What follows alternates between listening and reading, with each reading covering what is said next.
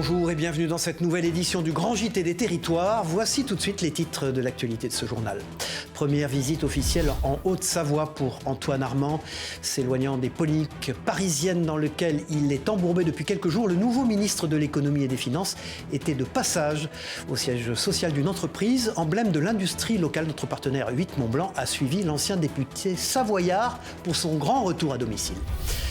En Martinique, le mouvement des jeunes agriculteurs se positionne contre la vie chère et l'augmentation des coûts de production et de carburant qui explosent chaque année et mettent en danger la pérennité de leur activité. Nous suivrons ces travailleurs martiniquais et écouterons leurs revendications avec notre coéquipier de VIA ATV sur place. Les viticulteurs tirent de nouveau la sonnette d'alarme alors que les vendanges débutent. Les conséquences du dérèglement climatique et de la crise économique jouent les troubles faits dans les vignobles et inquiètent les spécialistes. Nous irons en Gironde avec un reportage de notre partenaire TV7, la chaîne du groupe Sud-Ouest. Et puis dans ce journal également, la Sarthe célèbre la pomme de terre. Le tubercule est mis à l'honneur pour la 6e année consécutive et nos confrères de LMTV Sarthe ont pu réaliser un reportage à la fête de la patate où les techniques d'extraction traditionnelles répondent aux enjeux environnementaux actuels. Et puis nous débutons ce journal donc avec la venue du nouveau ministre de l'économie, des finances et de l'industrie à Argonay, près d'Annecy, en Haute-Savoie. Antoine Armand, c'est son nom, a réservé sa première visite officielle ministérielle dans son département. L'ancien député savoyard était accompagné de 2 autres membres du gouvernement et il s'est rendu vendredi dernier au siège social d'une entreprise là-bas où il a pu échanger avec le personnel et la direction. Retour sur cette matinée avec Sébastien Germain pour notre partenaire 8 Mont-Blanc. Regardez. Retrouvailles chaleureuses pour Antoine Armand et ses futurs ex-collègues députés de Haute-Savoie, englués dans une polémique politicienne à Paris. Le ministre de l'économie, des finances et de l'industrie a tenu parole pour son premier déplacement officiel sur le terrain. Accompagné de Marc Ferracci et Marie-Agnès Poussier-Winsbach, 2 autres membres du gouvernement, il s'est rendu chez un des fleurons de l'industrie locale, l'entreprise familiale Maped à Argonay. À l'heure d'une envie de sinistrose, à l'heure où on a plus envie de regarder ce qui ne marche pas plutôt que ce qui marche, c'est de voir les visages des salariés de Maped, les visages des dirigeants de Maped qui font fonctionner en famille l'entreprise avec un enthousiasme résolu, celui de réussir la transition écologique. Et puis un dernier point, vous le savez, qui me tient particulièrement à cœur, c'est la question des salaires. Et comment nous pouvons participer à améliorer les salaires, à avoir des salaires décents qui permettent à chacun de vivre. Nous avons aussi dans cette usine, sur ce site, une belle illustration d'une politique salariale volontariste. La question des salaires est bien évidemment présente sur le site d'Argonay où Maped emploie plus de 220 personnes.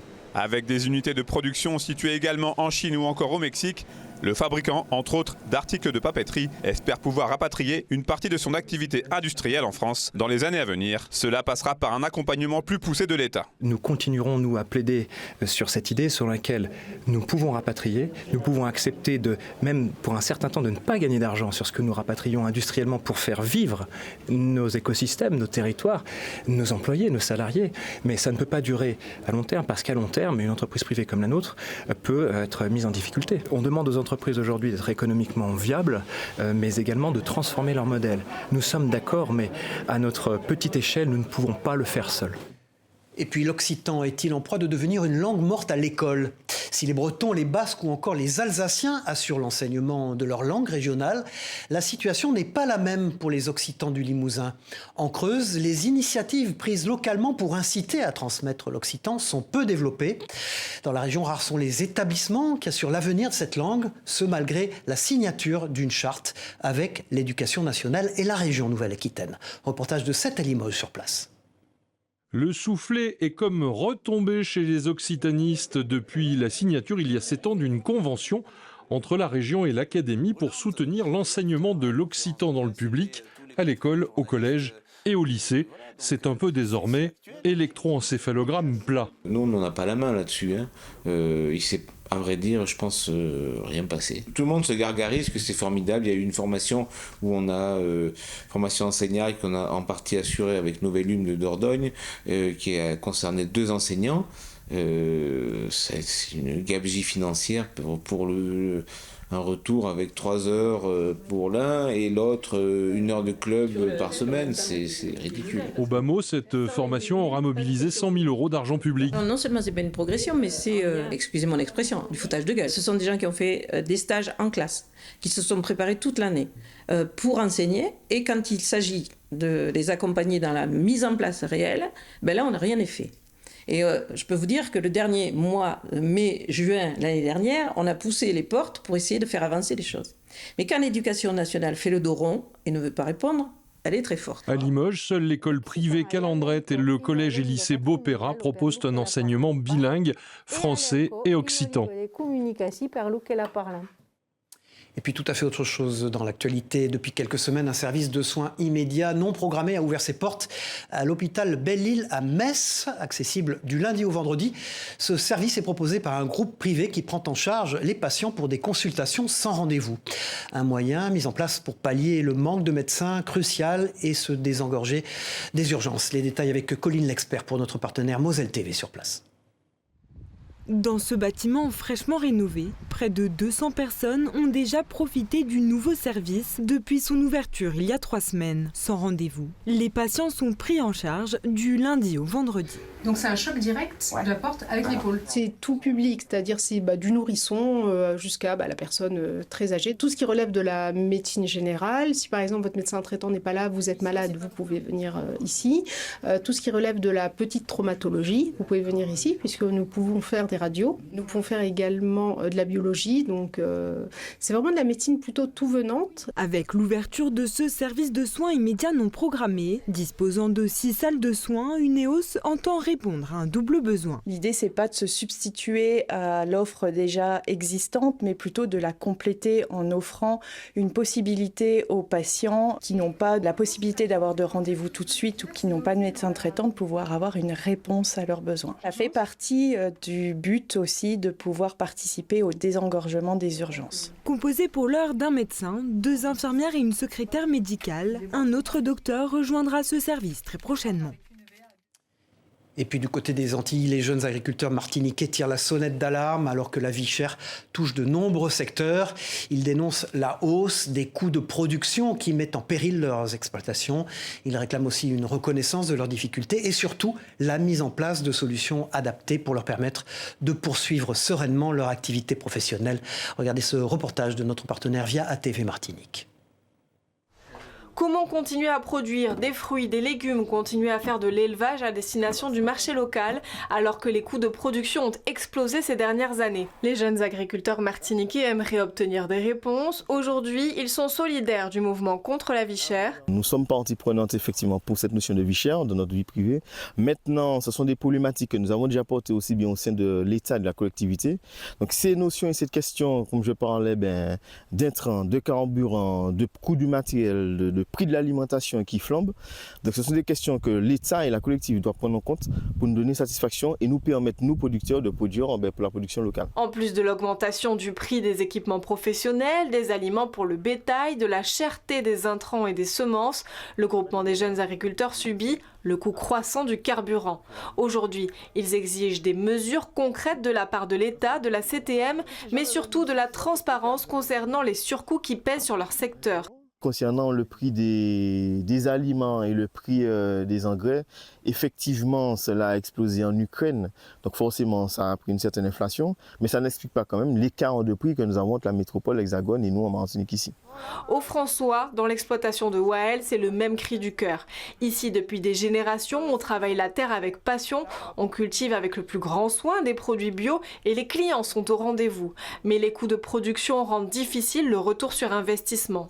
On s'endette, on doit à des gens, et parce qu'au départ, le devis initial n'est pas finalement la facture, puisque entre-temps, les prix ont grave augmenté. Aujourd'hui, je pense que tous ceux qui font de l'agriculture, au départ, ça reste la passion qui nous anime et point barre.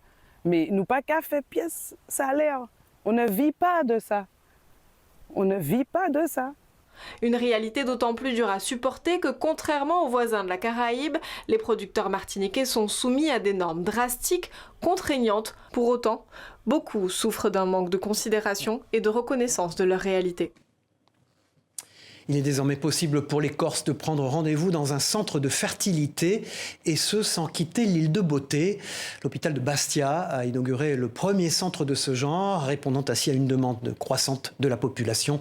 L'endroit offre des soins spécialisés pour l'accompagnement des couples dans leur projet de parentalité, allant du simple diagnostic à la prise en charge complète des troubles de la fertilité.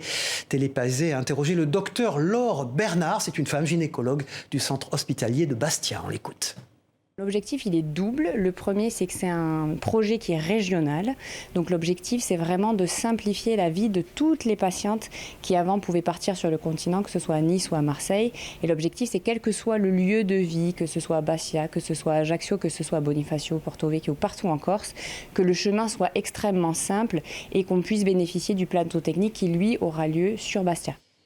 Et puis, avez-vous déjà trouvé des insectes dans vos assiettes ? À Épinal, une entreprise spécialisée dans la production de larves d'insectes et destinée à l'alimentation humaine et animale est entrée dans une phase industrielle pour répondre à une demande croissante de ce secteur. Et l'usine marque un tournant dans l'élevage d'insectes à grande échelle avec des objectifs ambitieux de production durable et locale. Un reportage à suivre sur cette révolution verte avec notre partenaire Vosges TV là-bas.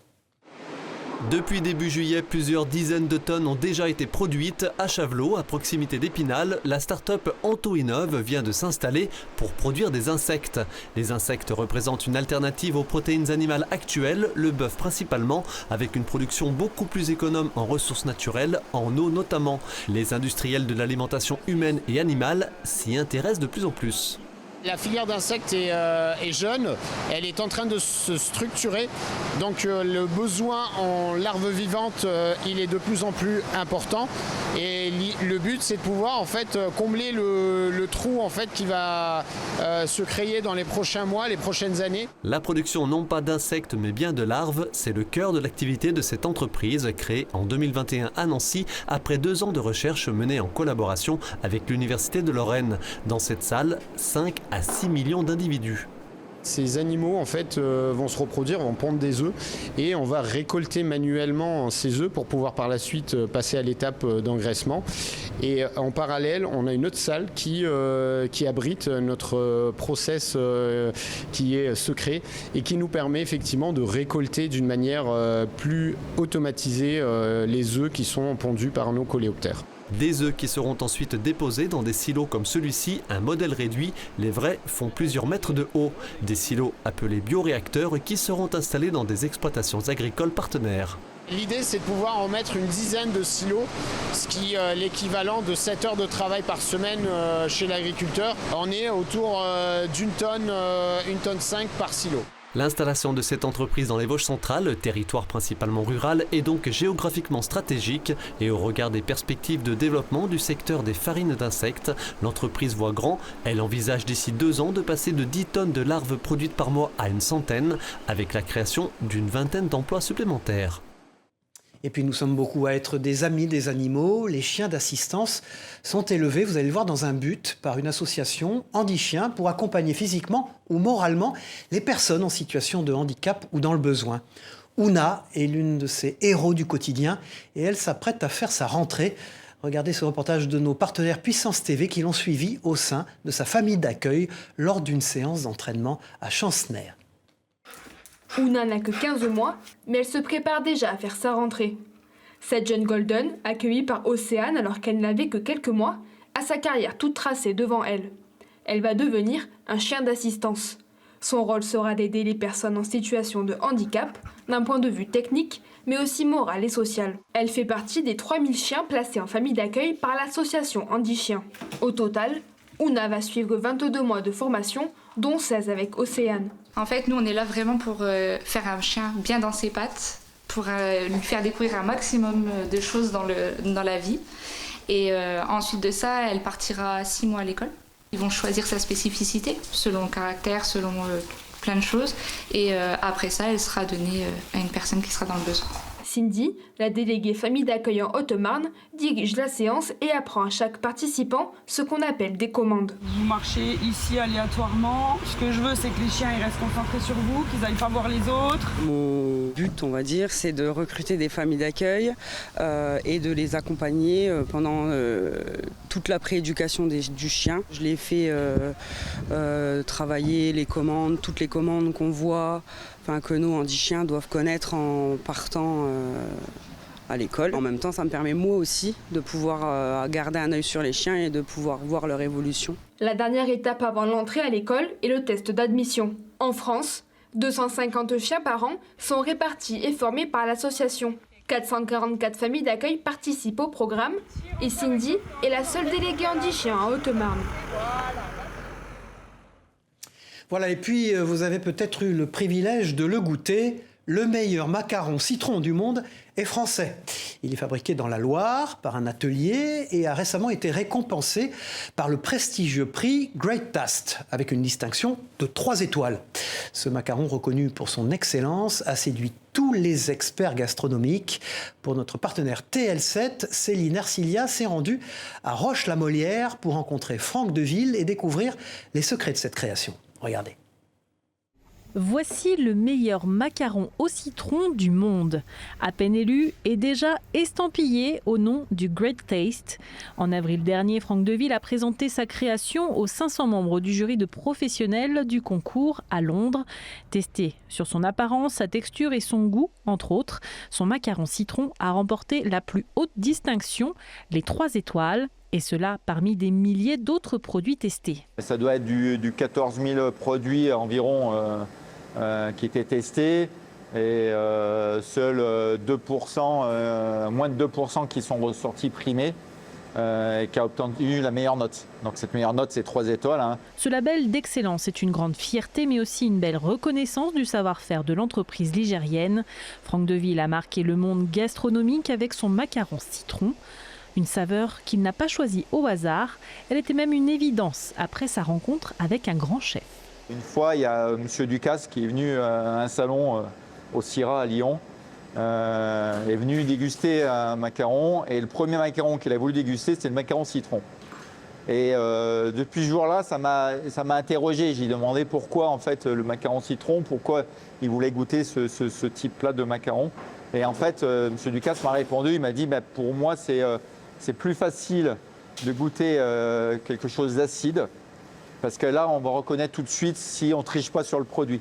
Si les concours ne sont pas un objectif pour le chef d'entreprise, Franck Deville pourrait retenter l'expérience sur de nouvelles saveurs qui mériteraient elles aussi de se retrouver sur les meilleures tables du monde. Voilà, et puis dans ce journal, nous partons en Gironde maintenant, où l'ambiance est un peu morose chez les viticulteurs. Éprouvés par une crise persistante, ils tirent une nouvelle fois la sonnette d'alarme pour ces vendanges. Cette année encore, les effets du dérèglement climatique pèsent lourdement sur leurs récoltes. Et pour les plus chanceux qui parviennent à maintenir la tête hors de l'eau, la question d'un revenu décent reste cruciale. Un reportage d'Yvan Branchy pour TV7, la chaîne du groupe Sud-Ouest, sur place. À 36 ans, Bastien Mercier n'avait jamais vécu ça. 2024 est déjà pour lui une année cauchemardesque. Notre vigne ne résiste plus aux champignons, ne résiste plus aux différentes maladies, ne résiste plus aux vers de grappe et on est attaqué de tous les côtés. Alors en plus de ça, vous ajoutez la crise, vous ajoutez les normes. Je déconseille de faire ce métier. À la tête de cette exploitation familiale, installée à Camiran dans l'Entre-deux-Mers depuis 5 générations, il tire aujourd'hui la sonnette d'alarme. En ligne de mire, des produits phytosanitaires jugés inefficaces. Je fais partie de la génération qui a envie de sauver la planète, qui a envie de laisser quelque chose à ceux qui vont nous succéder. Mais il faut arrêter le monde des bisounours, il faut arrêter l'utopie. Quand on est malade, il faut se soigner. Et donc aujourd'hui, l'inconvénient qu'il y a, c'est qu'on risque de prioriser la nature à l'être humain. Placé en redressement judiciaire, c'est un combat quotidien pour sauver son entreprise et vivre de ses bouteilles. Cette année, la production devrait atteindre les 1500 hectolitres, une quantité satisfaisante pour un millésime jugé prometteur. Mais à quel prix ? Au prix où on voudra bien nous l'acheter. Un collègue m'a dit, pas plus tard qu'avant-hier, que un négoce chinois lui avait proposé un prix autour de 2 € la bouteille et il a essayé de faire monter un peu le prix Et le négoce lui a clairement répondu, vous plaisantez, vous le vendez moins cher en France. Face à cette avalanche de difficultés, il reste une lueur d'espoir, le nouveau gouvernement et la nouvelle ministre de l'Agriculture, attendue de pied ferme par les syndicats. Voilà, et puis le dérèglement climatique n'impacte pas uniquement les récoltes en Gironde. À Ville-sur-Ars, en Champagne, la coopérative Chassenet d'Ars tire un premier bilan des vendanges, elle aussi, marquée par une récolte modeste en quantité. Les 1200 mm de pluie pendant la floraison, bien au-dessus des 800 mm habituels, ont considérablement affecté la production. Pourtant, bien que les rendements par hectare aient chuté à leur plus bas niveau depuis 1978, la qualité des raisins a un impact positif en arôme et pourrait d'ailleurs aboutir à des assemblages de haut niveau, voire à des millésimes. Regardez. Là, on a vraiment des notes sur la fraise, sur la framboise, sur les pinots. Les chardons ont vraiment ce côté agrumes, un peu de floral. Donc c'est vraiment très intéressant et ça laisse présager vraiment des jolies choses et des jolis assemblages. Et puis un petit bijou d'une valeur quand même de 8 millions d'euros. Au port du chantier naval de La Ciotat, une société a présenté son tout nouveau drone naval de surface, le Drix Océan 16, c'est son nom.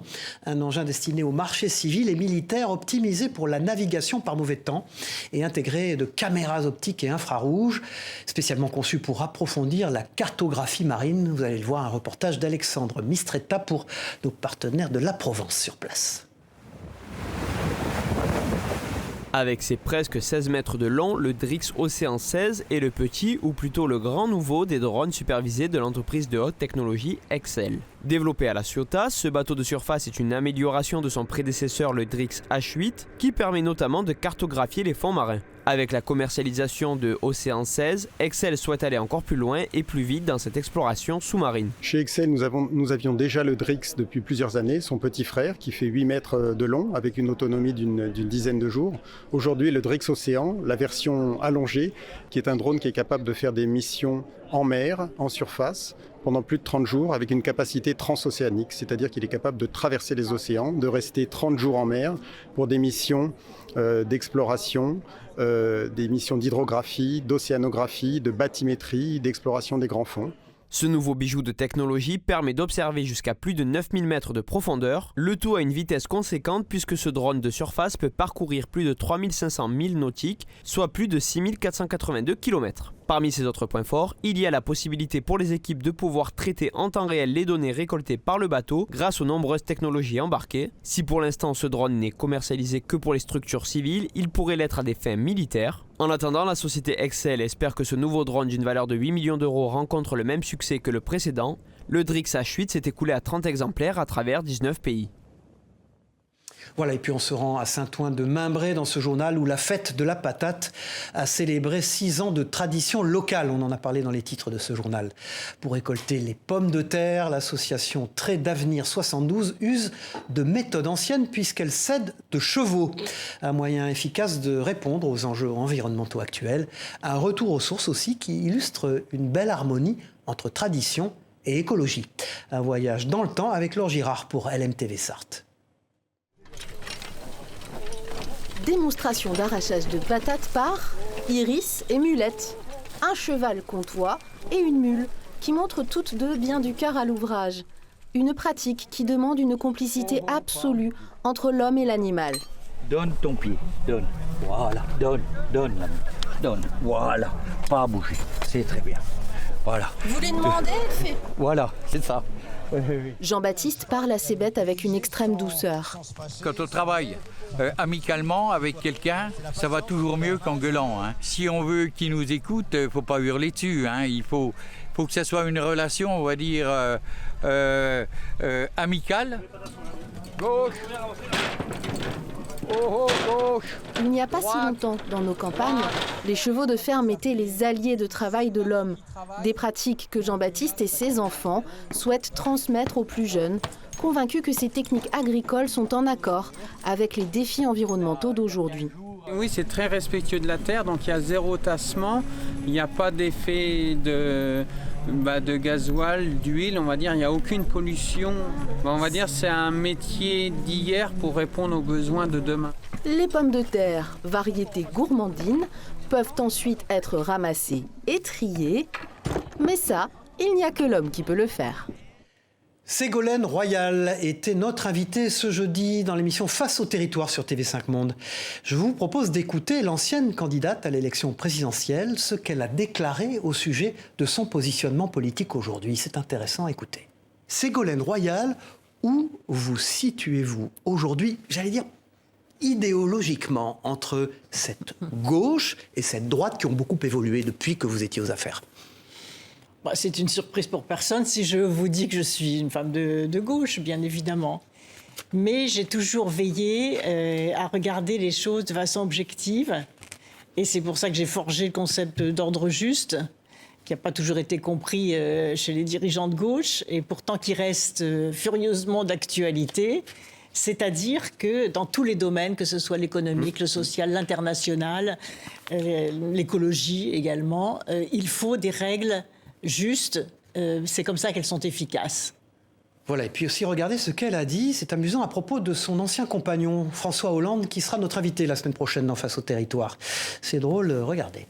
Nous retrouvons évidemment jeudi prochain à 9h30 avec quelqu'un qui ne vous est pas tout à fait inconnu. Ségolène Royal, il sera à votre place sur ce plateau, c'est François Hollande. Qu'est-ce que vous lui souhaitez ? Une bonne émission. Au-delà de ça. Une bonne émission. Bon, vous parlez très souvent ? Oui, ça nous arrive de se parler, heureusement. Je vois que vous en riez, Ségolène Royal. Voilà, c'est la fin de ce journal. Merci de nous avoir suivis. On se retrouve évidemment dans une prochaine édition. Au revoir à tous. Bonne journée.